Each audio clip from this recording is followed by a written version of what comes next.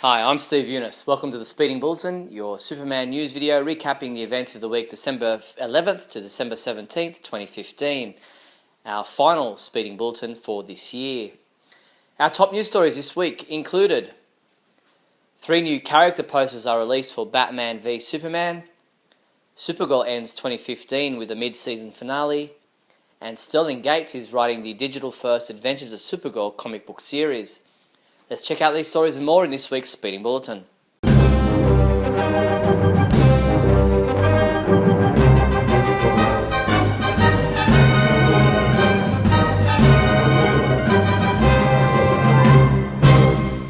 In movie news, 3 new character posters were released online this week showing Superman, Batman and Wonder Woman in all their glory for the upcoming Batman v Superman Dawn of Justice movie. Henry Cavill revealed his poster via his Instagram account, while Ben Affleck and Gal Gadot posted theirs using their Twitter accounts. Wired.com published an interview with Lex Luthor conducted by Daily Planet reporter Ron Troop, which takes place in the Royal Penthouse suite at the Park Metropolis downtown. The interview was conducted ahead of the launch of Lex OS, with Lex discussing his ideals, his thoughts on vigilantes, and what the human race should be doing to protect itself moving forward. In one part of the interview, Lex says, "I think to be a superhuman, one should begin by being, from this planet. We should all be careful when we elevate anyone, human or alien, to super status." Batman v Superman Dawn of Justice director Zack Snyder revealed via Twitter this week that fans are able to watch the latest 3-minute trailer for the movie in IMAX 3D, as it's attached to screenings of In the Heart of the Sea, the new film directed by Ron Howard and starring Chris Hemsworth. Hot Toys officially unveiled full images and details for their 1/6 scale collectible figures of Superman and Batman for Batman v Superman. The movie-accurate collectibles are specially crafted based on the likeness of Henry Cavill as Superman and Ben Affleck as Batman in the movie. Superman features a newly developed head sculpt, movie-accurate body proportions, new tailored Superman costume with embossed patterns, the iconic red cape made with new material, and a specially designed Batman v Superman Dawn of Justice themed figure stand. A special edition will be available for selected markets, which includes an additional LED light-up kryptonite as bonus accessory. The Batman figure features a newly developed masked head sculpt with 3 interchangeable eyepieces and lower faces, newly developed body which can naturally portray Batman's muscular body, meticulously tailored batsuit, detailed Batman gadgets, and stand. It appears as if both Kellogg's and General Mills will be releasing Batman v Superman breakfast foods ahead of the film's release. We don't know much yet about the General Mills Batman v Superman breakfast cereals at this point in time. We only know that an image has appeared online showing a Superman breakfast cereal with shield-shaped bites, while the Batman version is a chocolate strawberry cereal with bat-shaped bites. While Walmart are advertising the upcoming release of Kellogg's Batman v Superman assorted fruit-flavoured snacks, which are made with real fruit, contain 100% daily value vitamin C, are fat-free, gluten-free, sodium-free, and contain 70 calories per serving. Walmart are also taking pre-orders for some of their upcoming Batman v Superman Dawn of Justice action figures. Celebrate the new movie and the greatest superhero battle of all time with 6-inch realistic figures of key characters featuring 9 points of articulation and an accessory. Standing at approximately 6 inches tall, the action figures are priced at $9.97. On offer at the moment are the Batman action figure with Kryptonite Gauntlet, Batman Armor action figure, Shield Clash Superman action figure, and Wonder Woman action figure. Titan Books announced the upcoming release of 2 Batman v Superman hardcover publications in March. Batman v Superman Dawn of Justice, the art of the film, will be packed with stunning concept art, Zack Snyder storyboards, blueprints, costume detail and behind-the-scenes shots from the set, while the Batman v Superman Dawn of Justice tech manual features interviews with concept artists, the film's weapons master, the mechanic for the Batmobile, and Zack Snyder himself. The Superman homepage learnt that Scholastic will be publishing additional books and activity sets to tie into the release of Batman v Superman. There's a Batman v Superman activity bag, awesome activity book, deluxe activity book, a giant activity pad, and sticker book. These books are in addition to the previously announced companion novel and movie flip books being released in February and March. And just to set the record straight, we reported on a supposed interview conducted by French magazine Premiere with Batman v Superman production designer Patrick Tatopoulos earlier in the week. However, it has come to light that the interview never actually happened. It seems that a less than reputable fan site posted the report, which was then shared all around the internet and picked up by more reputable news sites, lending the story real weight. However, the people at Premiere clarified that they did not interview Patrick Tatopoulos at all. Another example of being careful not to believe everything you read on the internet. In TV news, the last new episode of Supergirl aired in the US and Canada on Monday night, titled Hostile Takeover, and our own T.A. Younis submitted his review of this episode, giving it a 4 out of 5, saying, "The worst thing about the finale for Supergirl is the wait to see how things are resolved." CBS issued an official description for the 9th episode of Season 1 of Supergirl, titled Blood Bonds. In this episode, with Astra in captivity at the DEO, her husband Non captures Hank, leading to a tense standoff between the two sides. Also, Kara continues to refute Kat's allegations that she's Supergirl. This episode is scheduled to air on CBS on Monday, January 4th at 8 p.m. And in comic book news, DC Comics released their March 2016 solicitations this week, and we highlighted for you all the Superman-related comics and products listed. Of special note was Superman number 50, in which Superman returns in all his glory in this very special issue that sees the Man of Steel back to full power as he faces his greatest enemy and also comes face to face with the pre-Flashpoint Kal-El. At last, it's the meeting of the Superman you've been waiting for. And Superman Lois and Clark number 6, in which we find out if Superman can save Lois from the deadly vengeance of Intergang, or will young John have to be the one to step up to this challenge? Check out the full list of Superman-related titles coming out in March next year at our website now. DC's ongoing monthly themed variant cover program will showcase variants for 10 of their most popular Batman and Superman titles in March. All 10 comics will have 3 black Batman v Superman polybagged variants of equal quantity of pencils, inks, and coloured covers. The comic books involved in this variant cover event include Batman number 50, Detective Comics number 50, Batgirl number 50, Grayson number 18, Robin Son of Batman number 10, Batman Superman number 30, Superman number 50, Action Comics number 50, Superman Wonder Woman number 27, and Wonder Woman number 50. Superman writer Jean Lewin Yang spoke with Newsarama.com about the journey Clark Kent has taken over the past few months, the lows he's hit, and how much lower he'll get in upcoming issues. He said, "What we want to do in all these issues, in all the Superman books, is talk about what Superman is at his core, even apart from his normal supporting cast, even apart from his power set the modern audiences associate with him. What is he at his core?" A few weeks ago, we reported on the news that DC Comics will be publishing a new digital-first Supergirl comic book title, which will tie into the CBS TV series starting in 2016. This week, we found out that Sterling Gates will be the writer helming the series, which will officially be titled Adventures of Supergirl. This 13-chapter bi-weekly comic will release on Mondays. However, unlike other digital-first comic book titles, Supergirl's series will not be printed and shipped as a monthly comic. The title will instead be collected and printed as a trade paperback set to be released in August next year. The first digital comic book of the Adventures of Supergirl series will be available for download on January 25th.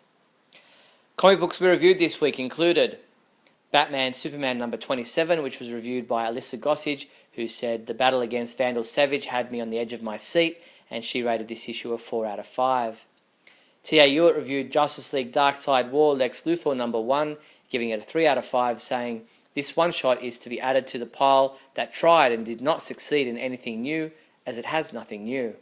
Earth 2 Society number 7 was reviewed by James Lance, who said, "This book has potential in spite of its flaws, and I look forward to reading it every month," and he rated this issue a 4 out of 5.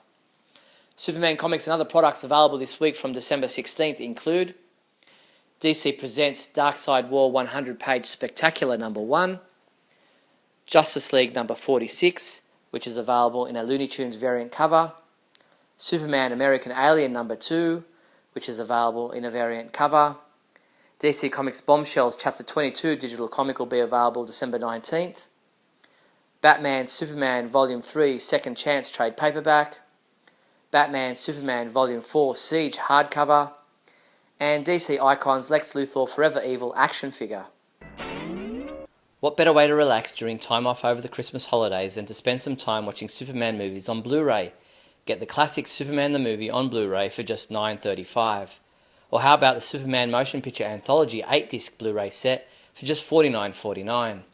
These and other great Superman Blu-ray movies are available from your one-stop Superman shop, the Superman Homepage online store at supermanhomepage.com/shop. And in other news, DC Collectibles has given us a first look at the upcoming DC Bombshells Power Girl and Superman statue. Standing at 14 inches tall, the resin DC Bombshells Power Girl and Superman statue was designed by Aunt Lucia and sculpted by Jack Matthews. Limited to just 5,200 editions, this statue will be retailed for $250 and will be released in July next year. Scholastic is teaming up with Warner Brothers to publish character biographies for Superman, Batman and Wonder Woman to reach a new audience ahead of the release of Batman v Superman Dawn of Justice in theaters next year. The Superman book is titled Superman the Man of Tomorrow and is written by Daniel Wallace. In this biography, complete with black and white illustrations, timelines and fact boxes, young readers will delight in learning the complete history of Metropolis's fearless protector. The books are available to pre-order now from the Superman Homepage online store. And that's all the news there was for the week December 11th to December 17th. As this is our final Speeding Bulletin video for 2015, I'd like to take this opportunity to wish you all a very Merry Christmas, Happy Holidays and a Super New Year. Make sure you take time off to spend time with family and friends. Enjoy the holidays but stay safe, and I'll see you back here in early January next year. I'm Steve Younis, wishing you all the best from everyone at the supermanhomepage.com. Great Scott! Great Scott! Great Scott!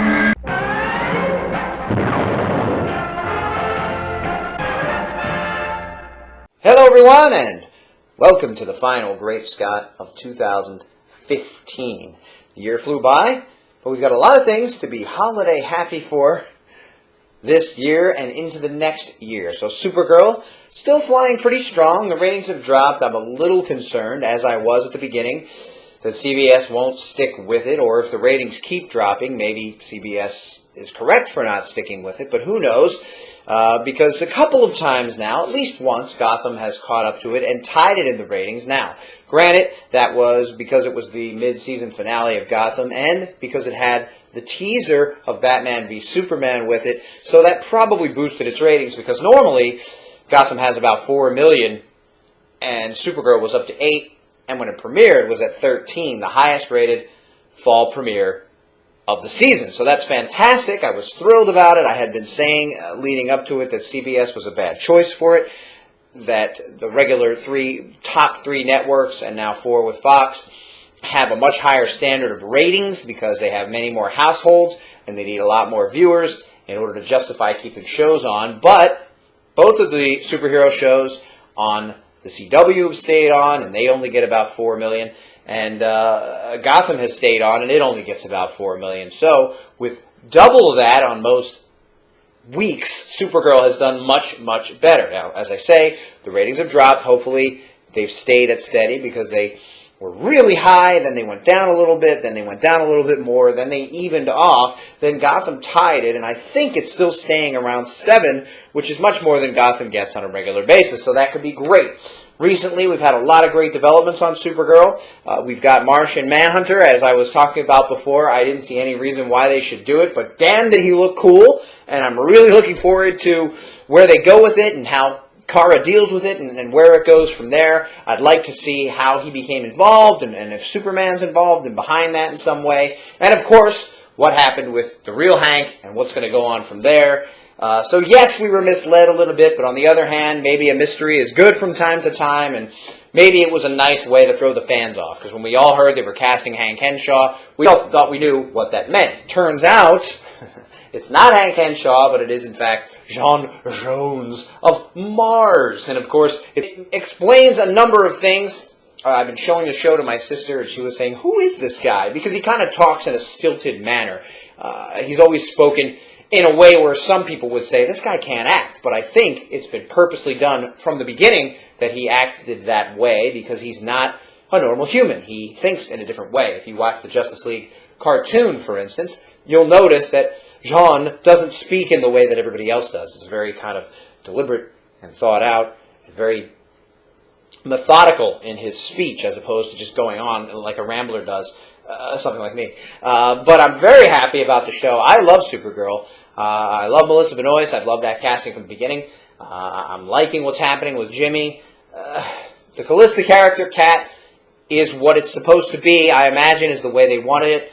I don't love it. I would rather she be not so over the top. But I love the battles. I think that the effects are fantastic.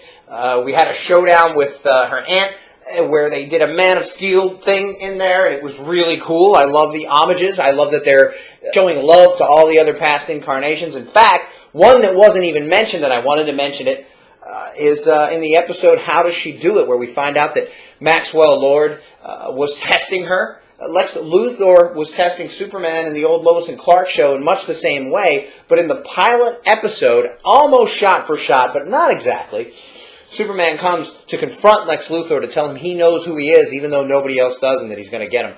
He lands on the balcony outside the window. Lex opens it up, acts all smarmy, says, oh, you don't have any proof, that kind of thing. Maxwell says the exact same things. Supergirl arrives in the exact same way, out on a balcony, outside a window, and then flies off the same way that Dean Cain's Superman did. Watch it. Check out the pilot. You can watch the end of episode 1 of Lois and Clark on YouTube. I checked it out.